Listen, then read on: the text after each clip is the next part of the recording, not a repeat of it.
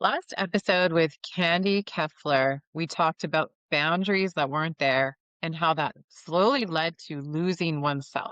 But what happens next is something that most people don't really say out loud: how you function, smile, and how you learn to hide. And so Candi Keffeler is back. She's the author of Never Far Too Gone, Too Far Gone. And today in this episode, we're going to go into the part of her story that most people don't see. In fact, many people didn't see, which was the silent years. So the years where everything looks fine on the outside, but inside, she was carrying more than anyone could ever imagine. So, Candy, it's really great to see you again. Thank you so much for being here today and for diving deeper into your story. I know it's not the easiest thing to do, but it's really going to help a lot of people out there, definitely by sharing it. Thanks for having me again. I'm glad to be back. Glad to be on here sharing my story. And like you said, I it's going to help a lot of people. So I'm glad to be here and glad to be sharing.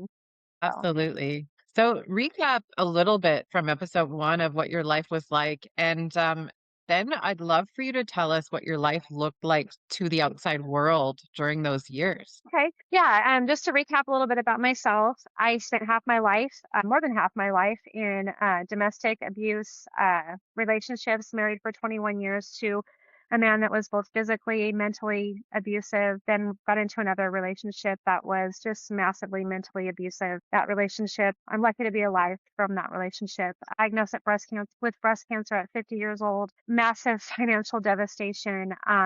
Addiction was played a part in that marriage to numb myself through that. Just survival mode most of my life, fight or flight mode. Just, rock bottom, hit rock bottom 2 years ago. Didn't know how I was going to get out of where I was at. But luckily, through a lot of self work, inner work, and just stick to it and grit and having faith in myself and faith with my family's help and just faith alone, I am here today to on the other side of it. So, and as far as what was your second question, as far as like silent mode and all of that? The world. Yeah. So, what did the outside world see when you were going through all of that? Well, I got really good at hiding what was going on behind closed doors. No one really knew what was going on. I got really good at being a pretender that everything was okay. Had two, young children when I was younger, going in my marriage. So everything looked great on the outside. It looked like our family was a picture perfect family. Smiled on the outside, went to the sports events, went to all of the things that, moms do and, went to work with a smile on my face. And on the inside, when those doors close, when you're alone, in the bathroom in the shower at night, or when you're laying in bed at night or whatever, it's a totally different story. But on the outside, everything looked great. So I got really good at being a pretender, at having this facade that everything was perfect. But in reality, nothing was perfect. It was utter chaos. It was just a destruction when the doors closed. So, but I got good at pretending. So that's what everybody saw on the outside. Right. So, what does it take to keep showing up when everything inside of you is falling apart? It it takes so much work. Always stressed out. You're living a lie. You're living a double life. It's like living a double life. In one part of you is living this life in shambles, and the other side of you is putting on this show for everybody else. So you're living a lie. And I know that so many women tend to relate to this because they're living the exact same thing. So it's stressful. You're constant, fight or fight mode, stressed out all the time, having a massive amount of guilt because you know that, you should be telling somebody, knowing, lying to your family, when in reality, looking back now, they knew the whole time that something wasn't right, that it was all happening. But I was, trying to keep this lie happening, or this front happening, that everything was just fine. But in reality, they all know. So Yeah. just guilt, massive amount of guilt. It's just a living a double life is not something that's easy to do. And for some reason, you just keep on that path when you're living that way. Totally. Yeah. There's so much fear, guilt, and shame, and Oh yeah. knowing that you shouldn't be in the situation, but not knowing how you're going to get out of it, and all of that stuff that plays a big role in all of that. So, what did the emotional isolation actually feel like? Well, abuse, it affects, I mean, abuse, trauma, all of it affects your identity. It affects everything about you. It affects your self-worth, your everything about you as a person. The mental and physical abuse take the toll on everything about you. So being in isolation with yourself, living in survival mode, suffering literally in silence because you're not able to tell anybody about it. So you're carrying everything on the inside of yourself. And it just takes a toll on everything about you. In the end, it took a toll on my health. I was diagnosed with breast cancer at 50 years old. And I truly believe that the stress, the constant being in those situations for half my life led to my health. I really believe that. And just the confusion of, what am I supposed to be today? When I walk out that door, I have to be this person, but then when I come back in this door, I'm a different person. It's just a very confusing state that you're constantly in when you're in this isolated, part of you. I mean, you're constantly, you know, suffering in silence yourself. Mm. It's just inside of you all of the time. Can What about never being stop. around what about being around other people? Because I know it can be challenging because you're around other people, but you still feel alone. Did you feel alone even when were around other people? Oh yeah. Oh yeah. I mean, even when you're in a group, I mean, you can be in a group full of a whole room full of people and you still feel like you're alone. In your head what's going on in your life, that your life's a huge mess. You look around at all these people and they're laughing and smiling and, genuine laughing and smiling, and yours is a fake smile and a laugh and you just, interacting with that group just to get by, just to keep up this facade that's going on in your life, but knowing deep down that your life is not real. You're just putting on a show for these people. But yeah, you feel alone. Whether you're in a crowded room or not, you feel alone, always alone. So, did the reason you kept everything to yourself, was it more because you were afraid, or was it because you feel like no one would really understand? Or what were you going through at the time when you were in these relationships? Like, how did you stay silent and what was that caused from? I think the majority of it is emotional numbness. You're just emotionally numb. It's constant stress. Like I said, it's just you're on autopilot. You're living on autopilot constantly. Your body's present. My body was there, but my mind is just trying to keep myself safe constantly. I'm waiting for the next whatever was going to happen. I was in fear all the time. You don't realize it until, you're in that moment when you're living it every single day. Survival mode isn't something that you that you learn that you learn. How do I say that? It's something that you adapt to, I guess, that you adapt to it, and it becomes your everyday reality. And so yeah, it's fear of, what's going to happen to me if I say something. Yeah, it's embarrassment. It's in being embarrassed to admit that this is happening in your life, that your life is a joke, that it's falling apart around you, that you're ashamed of what you've become, of what you've let yourself become. I didn't come from this kind of in a life, but I'm living it. It's all of it. It's all those emotions wrapped up into one thing, all of it. And it's just so overwhelming that it just becomes too much and you just curl up. It's just an inner struggle constantly. Yeah, it's like saying it out loud makes it real. And when it's real, that means you have to take responsibility for it too. So I Oh, know when I was going through some dark times, I was like, if I say this out loud, that means I got to take action. And when you're in a really difficult situation, taking action seems almost impossible. You can't see a way out, right? Like right. it's no matter what you do, you're like, I feel trapped. How do I get out of this? How am I going to earn enough money to support myself? Where am I going to live?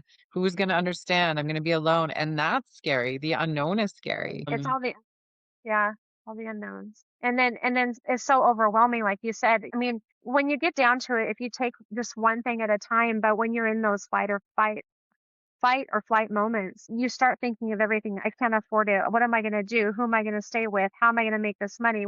you just start thinking of all of these different things, and it's so overwhelming that you can't see the light at the end of the tunnel. And so it's so overwhelming that you just go back to what you're used to and is familiar. And the familiarity of it is staying exactly where you're at. And the sad part is that when you've lived like that for so long, when you get out, it's not easy. And people don't realize that because you're so used to the chaos and so used to the, wondering what's coming up next and so used to the, everything in shambles all the time that when the peace comes and when the still comes, you're not used to it. And it takes a while to get used to all that. Mm, absolutely, for sure. It's lonely. Yeah, yeah, yeah, it is. You think people get stuck because they normalize their own pain? Absolutely. Absolutely. I think that, well, like I was saying, you get so used to your situation and living that way. Like my marriage, I was married for 21 years and I lived that way for so long and I got out. And what did I do? I got into another relationship that was way worse than what my marriage was. Why would I do that? Why would I? And I look back now and I think, why would I have done that knowing what I went through for 21 years of my life? And I get into something much worse. And I think it's because you're so used to that chaos and that just living that way, living in survival mode, living that life that you're so used to, that you've been conditioned to for so long that you don't know any different. And you just get so used to it. You condition yourself to it and it just becomes normal to you. You don't know any different. Change is hard. Change is scary for people. And it's not something that comes easily for people. So Yeah. what is the normal? What's normal to you? How do you really tell the difference between living or surviving? Living and surviving. Living, oh wow, surviving is just getting by. I mean, getting through the day, getting through, you know, uh, you know, I don't know, surviving, I remember laying in bed at night, always having an overwhelming feeling of dread about what the day is going to bring. What do I have to do to get through the day? That's how I would describe surviving. And living is just a feeling of fresh breath of fresh air, going to bed, being able to lay my head down at night and being able to actually sleep, being able to actually just breathe and not having that overwhelming pounding feeling on your chest of dread of what's going to happen the next day, or is something going to happen tonight, or what's just this constant, battling of what's going to happen next. It's this being able to breathe, being able to take in the small things every day and being able to stop and enjoy those things rather than having to constantly ignore those things because you're always in that fight or flight mode and have to ignore all of that, all the special small things in your life. Yeah, that takes a toll on the body. Were you feeling ill? Yeah, constantly. I was down to, well, before I realized I was sick, I was down to 110 pounds. And so everybody knew that was wrong. So yeah, I was losing weight. I was constantly stressed out, suffering from massive headaches all the time. And it was all stress. Stress is a killer. Stress will kill you. Body was just just stressed out all the time, sick all the time, not feeling good, no energy. But it's just because my body was I was putting myself through the ringer with everything that it was going through. For sure, for sure. Do you think speaking up is the first step to breaking free? And what would you say to someone who is still living in silence right now? Absolutely. I know that it's the hardest thing is to speak it. Like you said, once you admit that you're in it, it's real. So you're going to have to do something about it. I mean, once people realize that you're the way you're living and what's happening to you, it's real. What I would say is you don't deserve to live like that. You may think that you do. Guilt plays a heavy part on when you live that way, shame does. And I would say that speaking it out, speak to somebody, just go talk to somebody. You'd be amazed at everybody has a story. Everybody does. I have a story. You have a story. Every single person has a story, no matter what it is that they went through, that they've been through. And someone needs to hear it. If you are going through something, go talk to somebody about it. Go tell somebody about it. You'd be amazed at the advice, the help, the someone saying, "You're okay. You deserve more than that. You're worth more than that." Just that little reassurance goes a long ways, in Mhm. hearing it. Sometimes you just need to hear that you're worth more than that. You know that, right? Because once you live like that for so long and you don't feel that way, you don't feel like you're worth anything. Absolutely. What was the first moment you opened up? And what was that like? And was it just a little bit, or how did that even happen? The first moment I opened up was What drove you to finally do it and let go? was well, I opened up mainly about how I was living. I mean, obviously my marriage came to an end and that was I mean, everybody knew that was going to come to an end. It was I mean, it had been going on for so long. We were young, we got married. He was abused. Everybody knew that that was what was going on. I really opened up about how bad the abuse had gotten with the relationship I was in, with my second relationship, the one that went to prison for what he did to me. I could not stay in that relationship because of what was happening. It was a stalking situation. It was a dangerous situation. It was things that I have never said to this day that I will not say. But I couldn't stay. I couldn't stay and people knew about it and they kind of intervened a little bit, but he was a dangerous person. He threatened my family, my kids, and I ended up having to go to the authorities. And so it was a hard thing for me to do, but I had to do it because my kids were involved.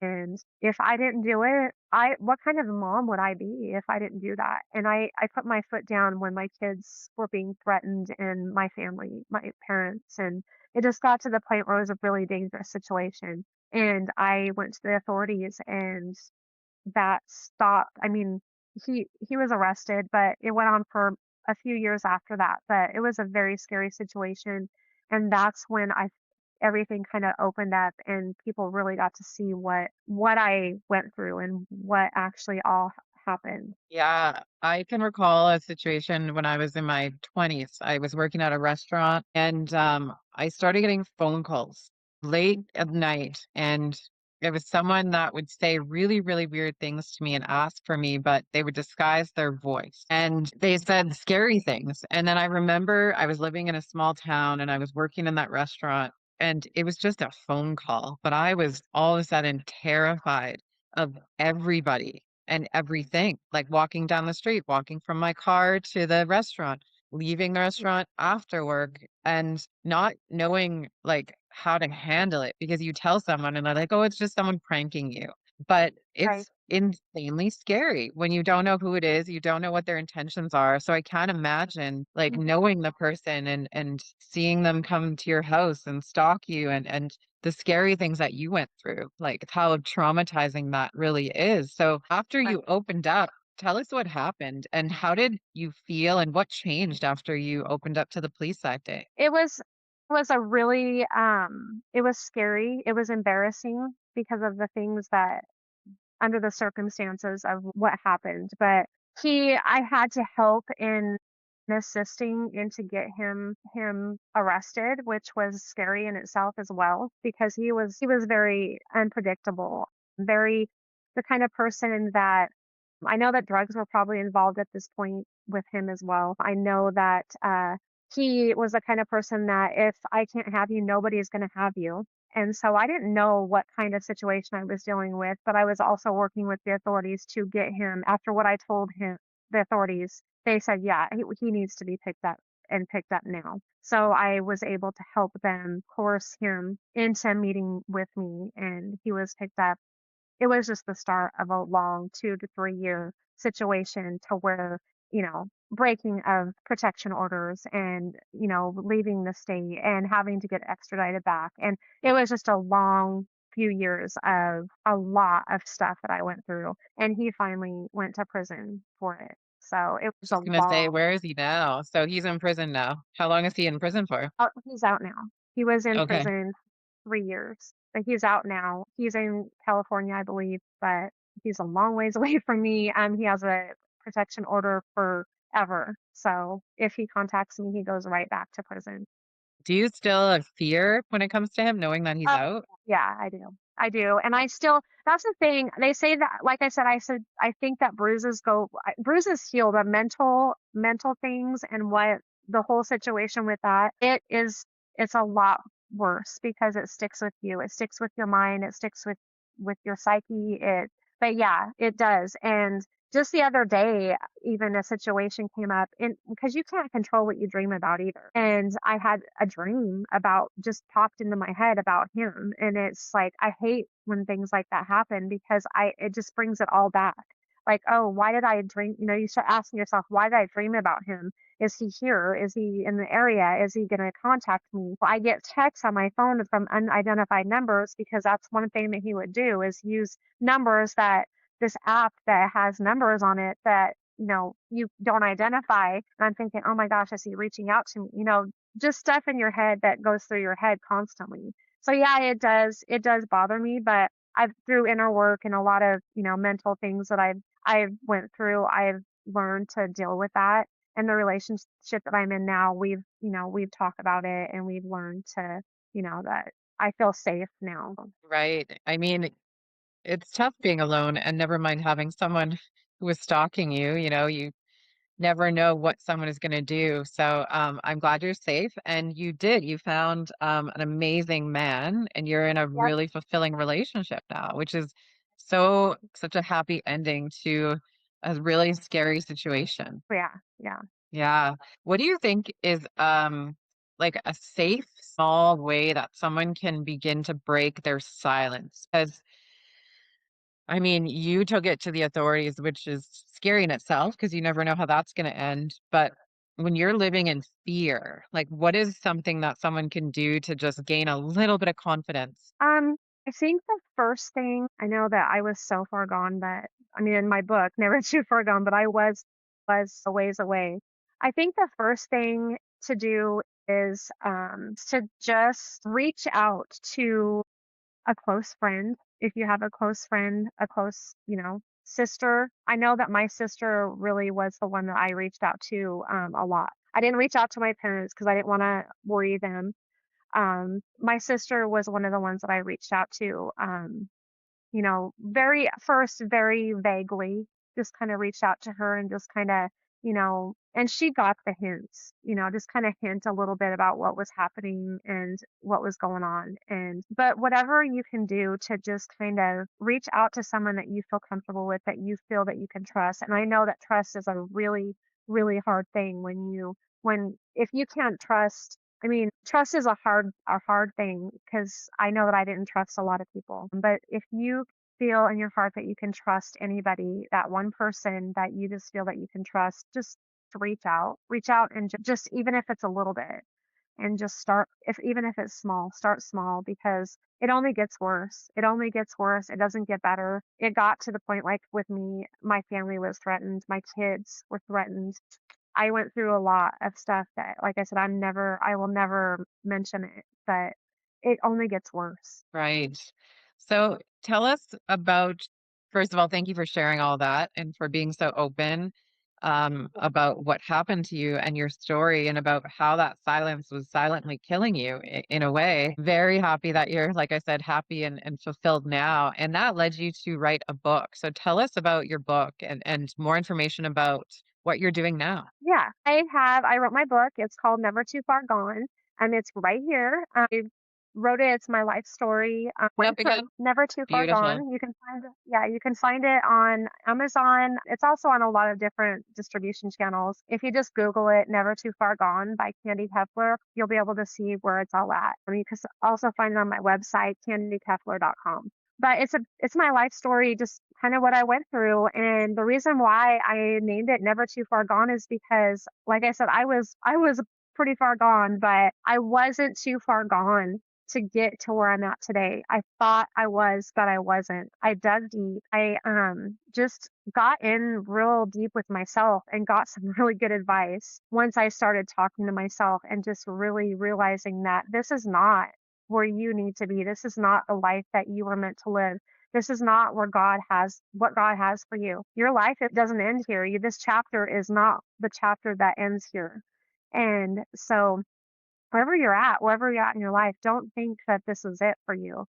There's way more out there, and I'm living proof that you can go through hell and still get to the other side.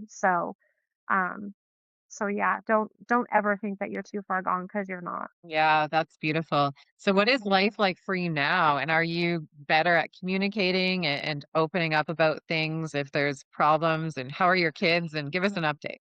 I'm great. My life is great now. I enjoy the simple things now.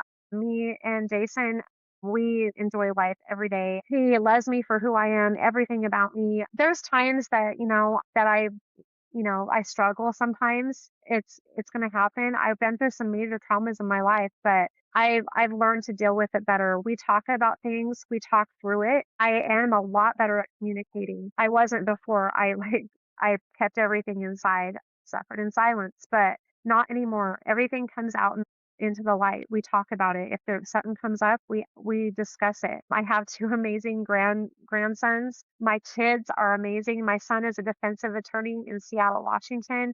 He is doing amazing. My daughter has my two grandsons. She lives locally here, not too far from me, doing amazing, just living an amazing life. My parents live close to me, having some struggles with my dad's health right now, but we're getting through it.